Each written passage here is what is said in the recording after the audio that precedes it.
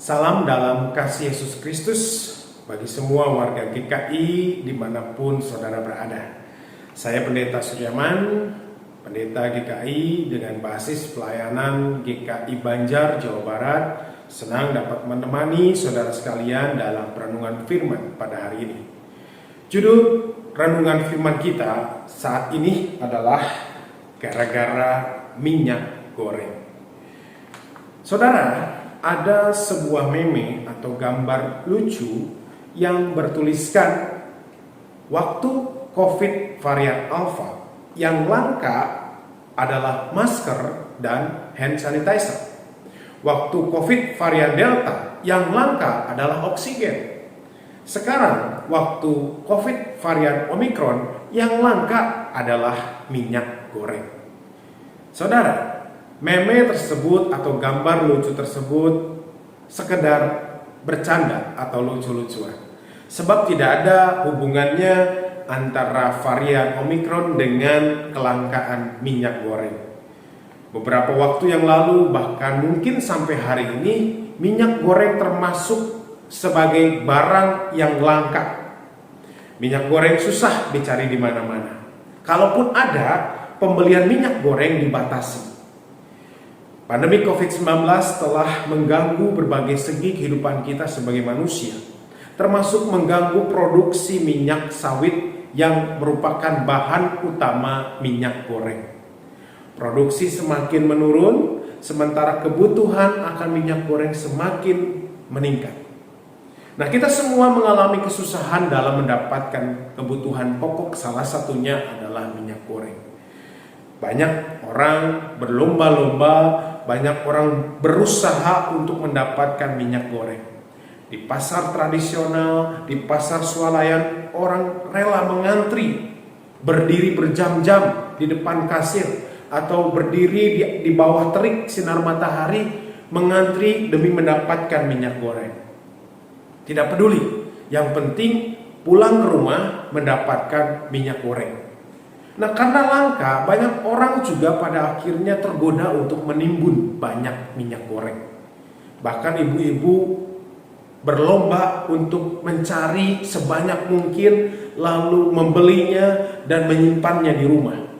Entah karena takut kehabisan, entah karena mungkin malas mengantri berulang-ulang, atau mungkin demi keuntungan dengan menjual kembali minyak goreng yang didapatkan dengan harga yang lebih tinggi.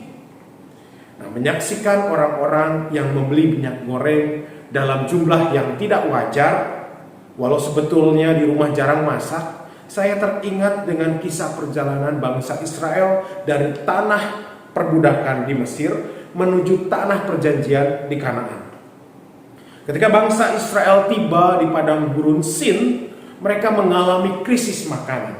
Tidak ada makanan yang dapat dikonsumsi, sehingga orang Israel bersungut-sungut sambil membayangkan kenikmatan kuali berisi daging dan roti sampai kenyang. Mereka membayangkan masa lalu mereka di tanah Mesir yang berkelimpahan dalam hal makanan. Tapi di padang gurun Sin mereka kelaparan.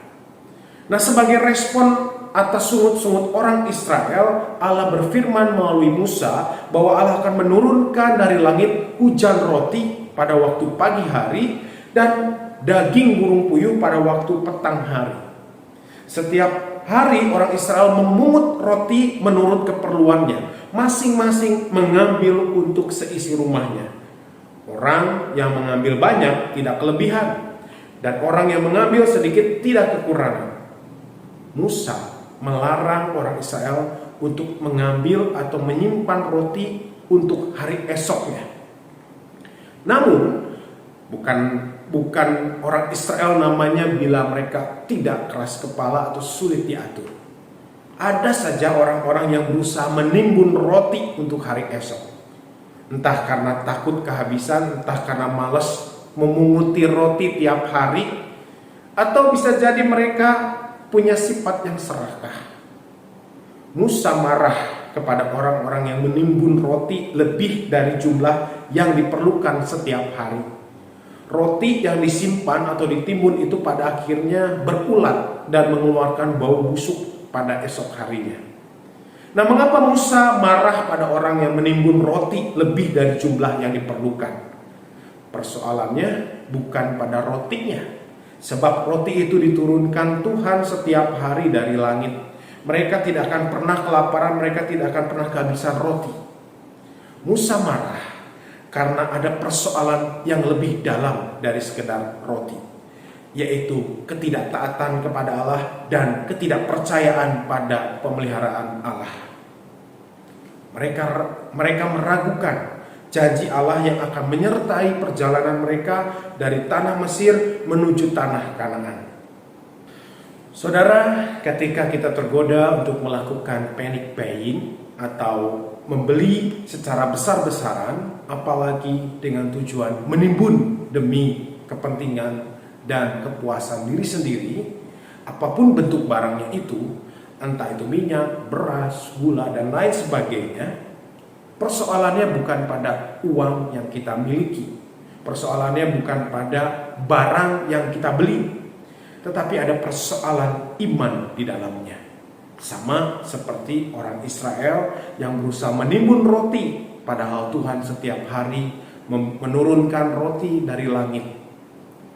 Nah, bila kita bersikap egois, mementingkan diri sendiri, serakah dan mencari keuntungan di tengah kesusahan orang lain, maka sadar atau tidak sadar kita menunjukkan ketidaktaatan kepada Allah dan ketidakpercayaan pada Allah. Kita meragukan janji Allah yang akan selalu menyertai, memelihara, dan melindungi kehidupan kita. Oleh karena itu, marilah setiap orang mengumpulkan menurut keperluannya. Amin. Mari kita berdoa. Ya Allah, ampunilah kami jikalau kami seringkali tergoda untuk bersikap egois di tengah-tengah situasi krisis. Kami percaya Engkau Allah yang selalu memelihara, melindungi kami, dan menjaga kami dalam segala situasi, bahkan dalam situasi krisis sekalipun. Pimpin kami ya Tuhan dalam kehidupan kami sehari-hari. Di dalam nama Tuhan Yesus Kristus Juru Selamat kami berdoa. Amin.